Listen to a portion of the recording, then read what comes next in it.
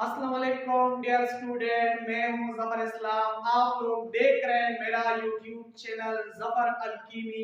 जैसा कि आप लोगों को पता है कि हमने फर्स्ट ईयर केमिस्ट्री का एक सीरीज शुरू किया है। इस सीरीज में हम रोजाना फर्स्ट ईयर केमिस्ट्री के एक टॉपिक के ऊपर वीडियो अपलोड करते जाएंगे। ये सीरीज में हमने फर्स्ट ईयर केमिस्ट्री का पहला चैप्टर स्टोइकियोमेट्री शुरू किया है। स्टोइकियोमेट्री का जो बेस है वो डिपेंड करता है केमिकल रिएक्शन के ऊपर, केमिकल एक्वेशन के ऊपर। इसी वजह से मैंने पहले दो वीडियो रिकॉर्ड किए हैं, एक केमिकल एक्वेशन के ऊपर है, दूसरा केमिकल रिएक्शन के ऊपर है। अगर आप लोगों ने वो दो वीडियो नहीं देखे हैं, सबसे पहले वो दो वीडियो देखें ताकि स्टोइकियोमेट्री का बेस केमिकल एक्वेशन और केमिकल रिएक्शन के ऊपर है। आज के लेक्चर में हम पढ़ेंगे इंट्रोडक्शन टू स्टोइकियोमेट्री और इस टॉपिक के साथ जो रिलेटेड एमसीक्यूज हैं वो मैंने लिख चुके हैं और लेक्चर के लास्ट में हम ये भी सॉल्व करेंगे।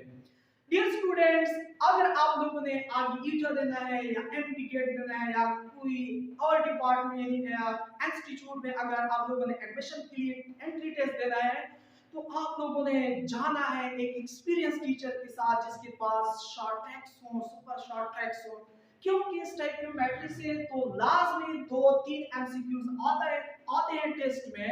ये बहुत लेंथी एमसीक्यूज होते हैं तो वो आपसे टाइम भी वेस्ट कर सकते हैं। ये टाइम लेते हैं टेस्ट के अंदर, टाइम की अक्सर कमी होती है। इसी वजह से स्टोइकियोमेट्री के एमसीक्यूज हम शॉर्ट ट्रैक के ऊपर करते हैं। चलो स्टार्ट करते हैं।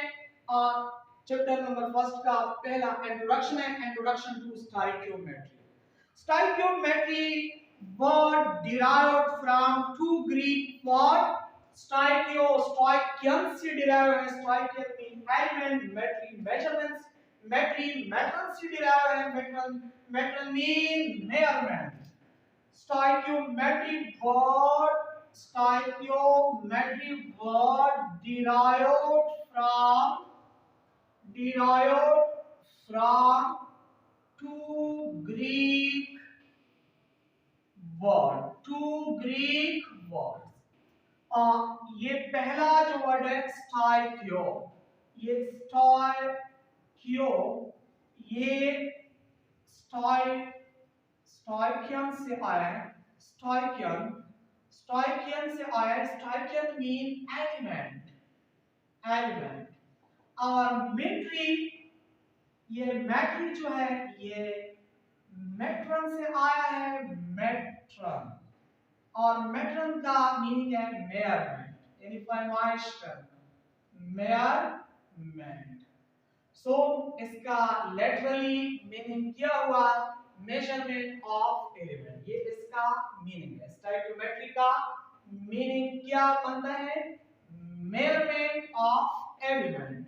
लेकिन स्टोइकियोमेट्री केमिस्ट्री का एक ब्रांच है जिसमें हम स्टडी करते हैं quantitative relationship between reactants and product in a balanced chemical equation। यानी बैलेंस्ड केमिकल इक्वेशन में रिएक्टेंट और प्रोडक्ट का जो क्वांटिटेटिव रिलेशनशिप होता है वो हम स्टोइकियोमेट्री में पढ़ते हैं। देखिए डेफिनेशन की तरफ। The branch of chemistry that deals with the quantitative relationship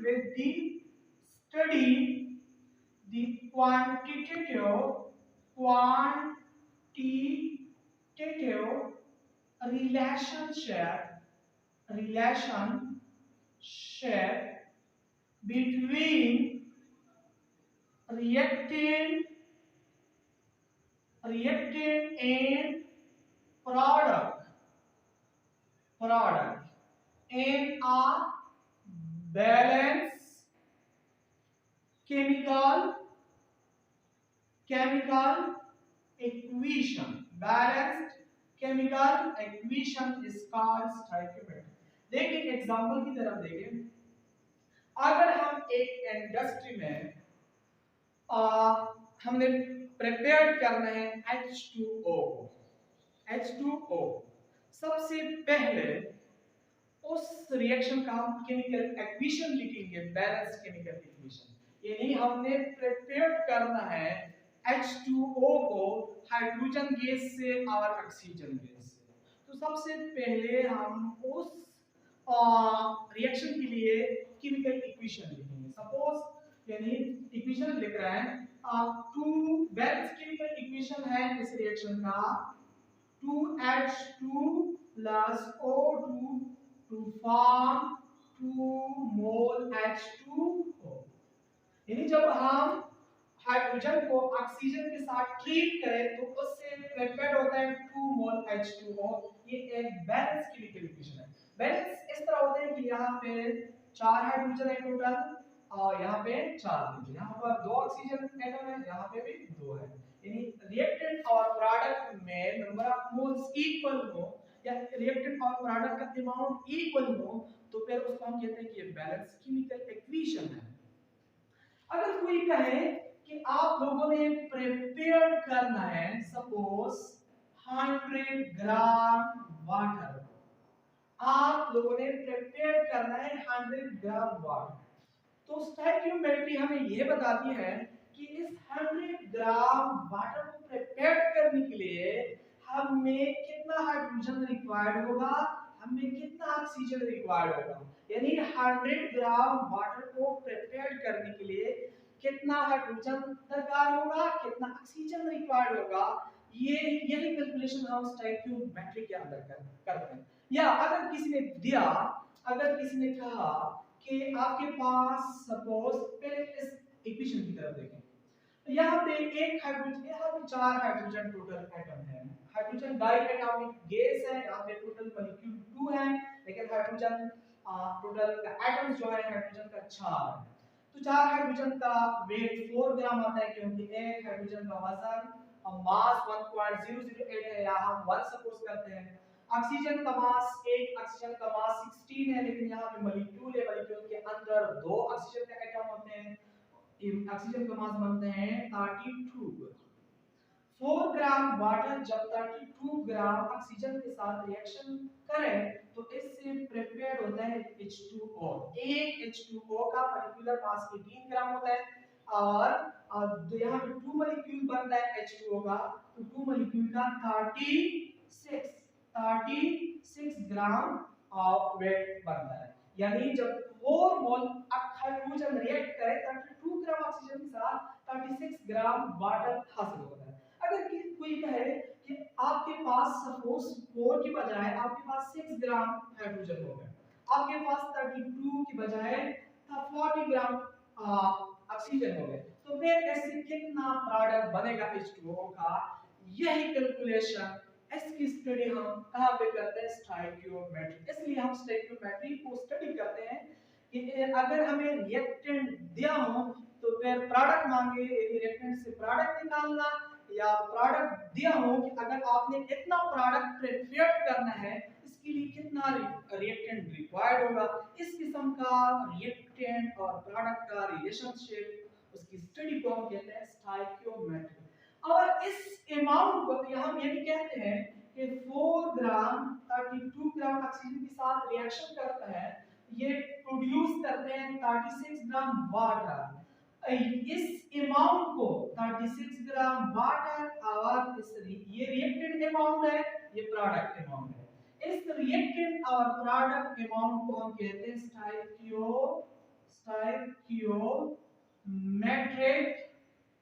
amount. यानी the amount of reactant and products in a balanced chemical equation is called stoichiometric amount। एक बैलेंस केमिकल इक्वेशन के अंदर जो रिएक्टेंट्स का amount हो और product का amount हो उसको हम कहते हैं स्टोइकियोमेट्रिक अमाउंट। यहाँ पे क्वेश्चन है, अगर कोई कहे कि आपके पास 6 ग्राम हाइड्रोजन हो गए, 40 ग्राम ऑक्सीजन हो गए, इससे कितना ऑक्सीजन H2O प्रिपेयर्ड होगा, इसका जो हम कैलकुलेशन करें उसको हम कहते हैं, या यहाँ पे मैंने रिएक्टेंट का अमाउंट निकाला, प्रोडक्ट का अमाउंट निकाला, इस कैलकुलेशन को हम कहते हैं स्टोइकियोमेट्रिक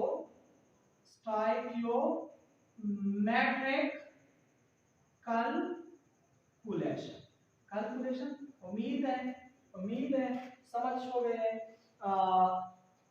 यानी मकसद कि रिएक्टेंट और प्रोडक्ट का जो अमाउंट होता है उसका हम कहते हैं स्टोइकियोमेट्रिक अमाउंट, और उसका निकालना, उसका कैलकुलेशन करना, उसको हम कहते हैं स्टोइकियोमेट्रिक कैलकुलेशन।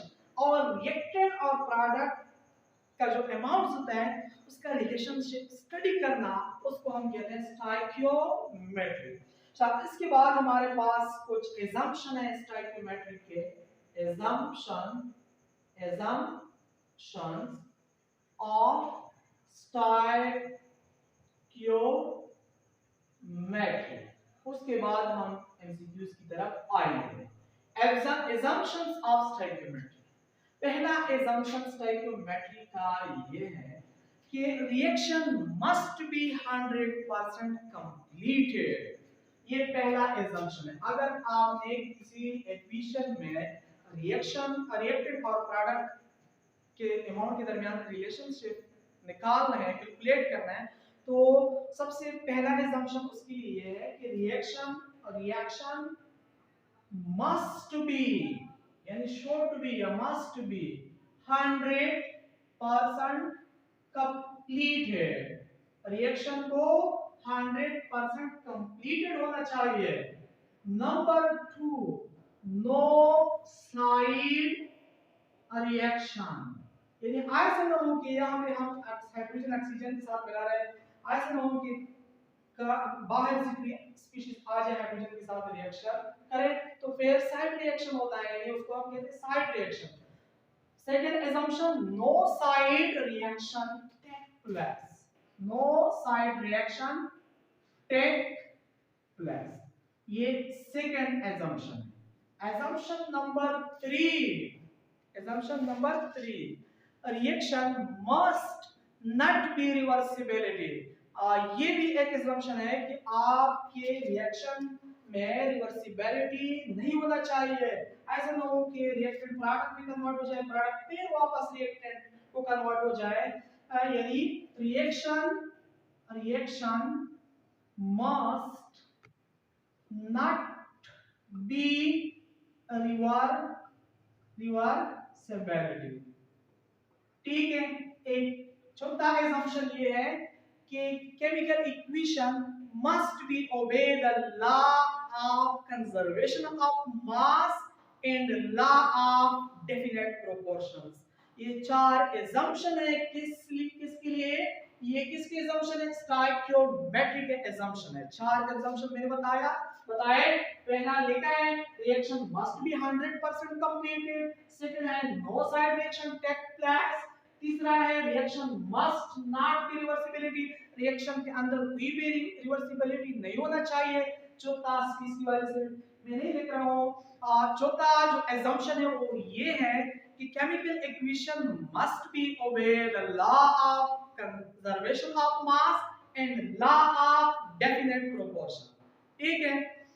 अब हम इस टॉपिक के ऊपर मैंने कुछ एमसीक्यूज लेके हैं जो बहुत इंपॉर्टेंट एमसीक्यूज है, इस टॉपिक के साथ रिलेटेड है।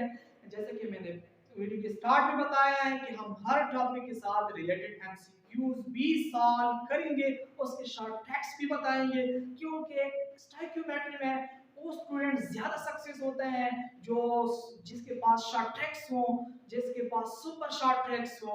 इसी बारे से मैंने बताना है कि अगर आप लोगों ने देना है एमडीकेट हो या ईटअप हो, तो फिर आप लोगों ने जाना है ऐसा टीचर के साथ जिसके पास सुपर ट्रिक्स हो, शॉर्ट ट्रिक्स हो, जिसके पास एक्सपीरियंस हो। आइए एमसीक्यू सॉल्व करते हैं। मैंने 3 एमसीक्यूज लेके हैं इस टॉपिक के साथ रिलेटेड है। पहला एमसीक्यूज है stoichiometry word derived from to dash, आगे वर्ड्स, यानी स्टोइकियोमेट्री का वर्ड 2 वर्ड्स पर मुश्तमिल है, लेकिन ये किस लैंग्वेज से आया है, ये किस वर्ड से आया है देखिए। पहला ऑप्शन है Latin, option number 2 Greek, option number C Arabic, option number D है जर्मन। देखिए यहाँ पे इस तरफ देखिए मैंने लिखा है stoichiometry word derived from Greek word. Stoichiometry का वर्ड 2 ग्रीक वर्ड से डिराइव है।